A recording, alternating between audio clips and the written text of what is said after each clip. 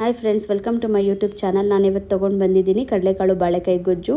ಇದು ಎರಡರ ಕಾಂಬಿನೇಷನ್ ತುಂಬ ಚೆನ್ನಾಗಿರುತ್ತೆ. ಕಡಲೆಕಾಳು ತುಂಬ ಪ್ರೋಟೀನ್ ಇರೋದ್ರಿಂದ ಆರೋಗ್ಯಕ್ಕೆ ಒಳ್ಳೆಯದು. ಬಾಳೆಕಾಯಿನ ಜೊತೆಗೆ ಹಾಕೋದ್ರಿಂದ ಬಾಳೆಕಾಯಿಲಿ ತುಂಬ ಫೈಬರ್ ಕಂಟೆಂಟ್ ಜಾಸ್ತಿ ಇದೆ. ಜೀರ್ಣಕ್ರಿಯೆಗೆ ತುಂಬ ಸಹಾಯ ಮಾಡುತ್ತೆ. ವೆಯ್ಟ್ ಲಾಸ್ ಮಾಡೋರಿಗೂ ತುಂಬ ಹೆಲ್ಪ್ಫುಲ್ ಆಗಿದ ತರಕಾರಿ ಇದು ಇಡ್ಲಿ, ದೋಸೆ, ಪೂರಿ ಎಲ್ಲದಕ್ಕೂ ತುಂಬ ಸೂಪರ್ ಕಾಂಬಿನೇಷನ್ನು. ಬನ್ನಿ ಹೇಗೆ ಮಾಡೋದು ಅಂತ ನೋಡೋಣ. ಇವಾಗ ಕಡಲೆಕಾಳು ಗೊಜ್ಜು ಮಾಡೋದಕ್ಕೆ ಕಡಲೆಕಾಳು ಗೊಜ್ಜಿಗೆ 1/4 kg ಅಷ್ಟು ಕಡಲೆಕಾಳನ್ನ ನಾನಿಲ್ಲಿ ಓವರ್ ನೈಟು ನೆನೆಸಿಟ್ಕೊಂಡಿದ್ದೀನಿ. ಒಂದು ಬಾಳೆಕಾಯಿನ ಸಿಪ್ಪೆ ಎಲ್ಲ ತೆಗ್ದು ಸಣ್ಣದಾಗಿ ಕಟ್ ಮಾಡಿ ನೀರಲ್ಲಿ ನೆನೆಸಿದ್ದೀನಿ. ಇದು ಹಾಗೆ ಇಟ್ಟರೆ ಕಪ್ಪಾಗಿಬಿಡುತ್ತೆ, ಅದಕ್ಕೇ ನೀರಲ್ಲಿ ನೆನೆಸ್ಕೊಳ್ಳಿ. 2 ಆಲೂಗೆಡ್ಡೆನ ಸಿಪ್ಪೆ ಎಲ್ಲ ತೆಗ್ದು ಇದನ್ನು ನೀರಲ್ಲಿ ನೆನೆಸಿದ್ದೀನಿ, ಯಾಕಂದರೆ ಇದು ಕಪ್ಪಾಗಿಬಿಡುತ್ತೆ. ಒಗ್ಗರಣೆಗೆ 1 ಈರುಳ್ಳಿ, ಒಂದು ಸ್ವಲ್ಪ ಕರಿಬೇವು. ಇವಾಗ ಮಸಾಲೆ ರುಬ್ಬಕ್ಕೆ ಒಂದು ಸ್ವಲ್ಪ ತೆಂಗಿನಕಾಯಿ, ಒಂದು ಅರ್ಧ ಹೋಳಿಗಿಂತ ಕಡಿಮೆನೇ ತೊಗೊಂಡಿದ್ದೀನಿ. ಒಂದು 5ರಿಂದ 6 ಲವಂಗ, 2 ಚಿಕ್ಕದು ಪೀಸಷ್ಟು ಚಕ್ಕೆ, ಒಂದು ಸ್ವಲ್ಪ ಬೆಳ್ಳುಳ್ಳಿ, ಒಂದು ಸ್ವಲ್ಪ ಶುಂಠಿ, ಒಂದು ಅರ್ಧ ಈರುಳ್ಳಿ ಕಟ್ ಮಾಡಿ ಇಟ್ಕೊಂಡಿದ್ದೀನಿ. ಹಾಗೆಯೇ ರುಬ್ಬಕ್ಕೆ ಇದ್ರ ಜೊತೆಗೇನೆ ಒಂದು ಸ್ವಲ್ಪ ಕೊತ್ತಂಬರಿ ಸೊಪ್ಪು, ಒಂದೇ ಒಂದು ದಪ್ಪದು ಟೊಮ್ಯಾಟೊ, ಸ್ವಲ್ಪ ಉಪ್ಪು ಮತ್ತು ಖಾರದ ಪುಡಿ, ಒಂದು ಸ್ವಲ್ಪ ಎಣ್ಣೆ. ಇವಾಗ ಒಂದು ಕುಕ್ಕರ್ ಇಟ್ಕೊಂಡಿದ್ದೀನಿ.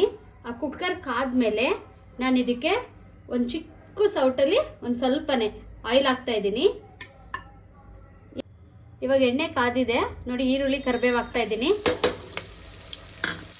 ಇವಾಗ ನೋಡಿ, ಒಂದು 2 ನಿಮಿಷ ಇದನ್ನು ಚೆನ್ನಾಗಿ ಫ್ರೈ ಮಾಡೋಣ ಎಣ್ಣೆಯಲ್ಲಿ. ಇವಾಗ ನೋಡಿ, ಚೆನ್ನಾಗಿ ಎಣ್ಣೆಯಲ್ಲಿ ಈರುಳ್ಳಿ ಬೆಂದಿದೆ. ಈಗ ಇದಕ್ಕೆ ನಾನು ಕಾಳು ಹಾಕ್ತಾಯಿದ್ದೀನಿ. ಈ ಕಾಳು ಹಾಕಿದ್ಮೇಲೆ ಒಂದು 2 ನಿಮಿಷ ಇಲ್ಲ 3 ನಿಮಿಷ ಚೆನ್ನಾಗಿ ಕಾಳು ಎಣ್ಣೆಯಲ್ಲಿ ಚೆನ್ನಾಗಿ ಫ್ರೈ ಆಗಲಿ. ಇದು ಫ್ರೈ ಆಗೋವರೆಗೆ ನಾವು ಮಸಾಲೆ ರೆಡಿ ಮಾಡ್ಕೊಬಿಡೋಣ. ಇವಾಗ ನೋಡಿ, ಎಲ್ಲ ಇಲ್ಲಿ ತೋರಿಸಿದ್ನಲ್ಲ ನಾನು, ಇದನ್ನೆಲ್ಲ ರುಬ್ಕೊಂಡು ಬರ್ತೀನಿ. ಇವಾಗ ಒಂದೊಂದೇ ನಾನು ಮಿಕ್ಸಿ ಜಾರ್ಗೆ ಹಾಕ್ಕೊಂಡು ಕ್ಲೀನಾಗಿ ಫೈನ್ ಪೇಸ್ಟ್ ಮಾಡ್ಕೊಂಡು ಬರ್ತೀನಿ. ಇವಾಗ ಕಾಳೆಲ್ಲ ನೋಡಿ ಚೆನ್ನಾಗಿ ಎಣ್ಣೆಲಿ ಫ್ರೈ ಆಗಿದೆ. ಈಗ ಇದಕ್ಕೆ ನಾನು ಸ್ವಲ್ಪ ಸಾಲ್ಟ್ ಹಾಕ್ತಾಯಿದ್ದೀನಿ. ಸ್ವಲ್ಪನೇ ಹಾಕ್ಕೊಳ್ಳಿ, ರುಚಿಗೆ ನೋಡಿ ಆಮೇಲೆ ಹಾಕ್ಕೊಂಡ್ರೆ ಆಯಿತು. ಇವಾಗ ಒಂದ್ಸಲ ಮಿಕ್ಸ್ ಮಾಡಿ ಇದಕ್ಕೆ ನಾನು ರುಬ್ಕೊಂಡಿದ್ನಲ್ಲ ಈ ಮಸಾಲೆ ಎಲ್ಲ ಹಾಕ್ತಾಯಿದ್ದೀನಿ. ಇವಾಗ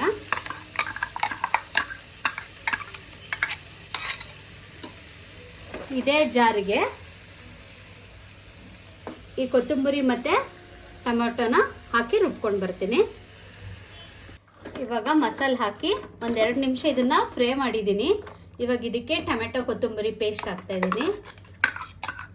ಈ ಪೇಸ್ಟ್ ಹಾಕಿದ ಮೇಲೆ ನಾನು ಇವಾಗ ಇದನ್ನೊಂದ್ಸಲ ಮಿಕ್ಸ್ ಮಾಡಿ ಇದಕ್ಕೇನೆ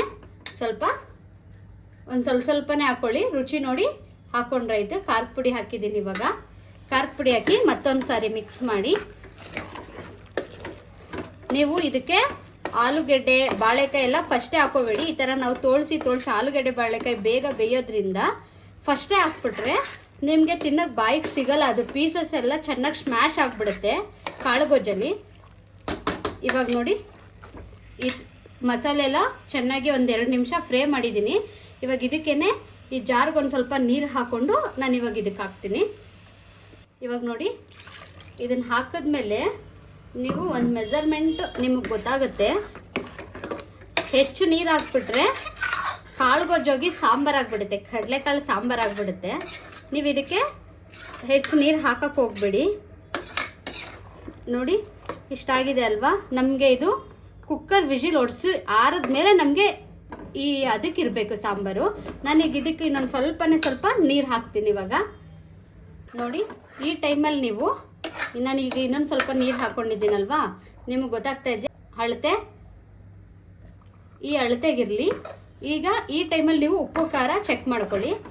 ಕರೆಕ್ಟಾಗಿಲ್ಲ ಅಂತ ಅಂದರೆ ಇನ್ನೊಂದು ಸ್ವಲ್ಪ ಬೇಕು ಅನ್ಸಿದ್ರೆ, ನಾನು ಸ್ವಲ್ಪನೇ ಹಾಕಿದ್ದೀನಲ್ವ, ಇವಾಗ ಇನ್ನೊಂದು ಸ್ವಲ್ಪ ಬೇಕು ಅನಿಸಿದ್ರೆ ನೀವು ಈ ಟೈಮಲ್ಲಿ ಉಪ್ಪು ಖಾರ ಹಾಕೋಬೋದು. ಇವಾಗ ನಾನೇನು ಮಾಡ್ತಾಯಿದ್ದೀನಿ, ಇವಾಗ ಈ ಬಾಳೆಕಾಯಿ ಇದೆಯಲ್ಲ ಇದನ್ನು ಇವಾಗ ಹಾಕ್ತಾಯಿದ್ದೀನಿ. ಕೊನೆಯಲ್ಲಿ ಹಾಕಬೇಕು ಆಲೂಗಡ್ಡೆ ಬಾಳೆಕಾಯಿ ಎರಡೂ. ನಿಮ್ಗೆ ಆವಾಗ ಈ ಪೀಸಸ್ ಹೇಗೆ ಹಾಕಿರ್ತೀವಿ ಹಾಗೆ ಇರುತ್ತೆ. ಇದಕ್ಕೆ ಇವಾಗ ಮತ್ತೆ ಪೊಟ್ಯಾಟೊ ಹಾಕೋತಾ ಇದ್ದೀನಿ.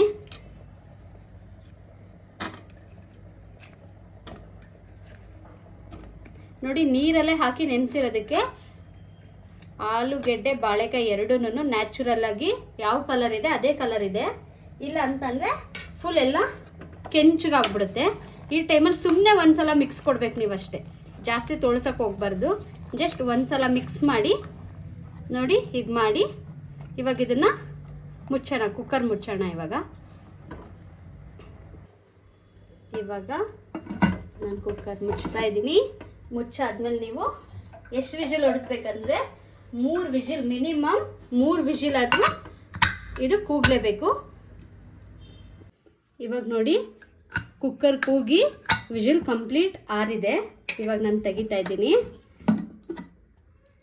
ನೋಡಿದ್ರಲ್ವಾ ಎಷ್ಟು ಚೆನ್ನಾಗಿ, ಒಂದು ಸ್ವಲ್ಪನೂ ಏನೂ ಸ್ಮ್ಯಾಶ್ ಆಗಿಲ್ಲ. ಬಾಳೆಕಾಯಿ ಆಲೂಗಡ್ಡೆ ಏನೂ ಸ್ಮ್ಯಾಶ್ ಆಗಿಲ್ಲ. ಎಷ್ಟು ಪರ್ಫೆಕ್ಟಾಗಿ ಕ್ಲೀನಾಗಿ ಗೊಜ್ಜು ರೆಡಿಯಾಗಿದೆ. ಇವಾಗ ನಾನು ಒಂದು ಸಲ ನಿಮಗೆ ತೋರಿಸ್ತೀನಿ ನೋಡಿ. ಫುಲ್ಲು ಫಟಾಫಟ್ ಅಂತ ತೊಳಸ್ಬೇಡಿ, ಸ್ವಲ್ಪ ಮೆಲ್ಲ ತೊಳಸಿ. ಕುಕ್ಕರಲ್ಲಿ ಬಾಳೆಕಾಯಿ ಕೂಗಿರೋದ್ರಿಂದ ಬೇಗ ಎಲ್ಲ ಸ್ಮ್ಯಾಶ್ ಆಗಿಬಿಡುತ್ತೆ, ಪೇಸ್ಟ್ ಆಗಿಬಿಡುತ್ತೆ. ನಾನು ಇವಾಗ ಇದನ್ನು ಸರ್ವ್ ಮಾಡ್ತೀನಿ ನೋಡಿ. ನಾನು ಇವಾಗ ಸರ್ವ್ ಮಾಡ್ತಾಯಿದ್ದೀನಿ.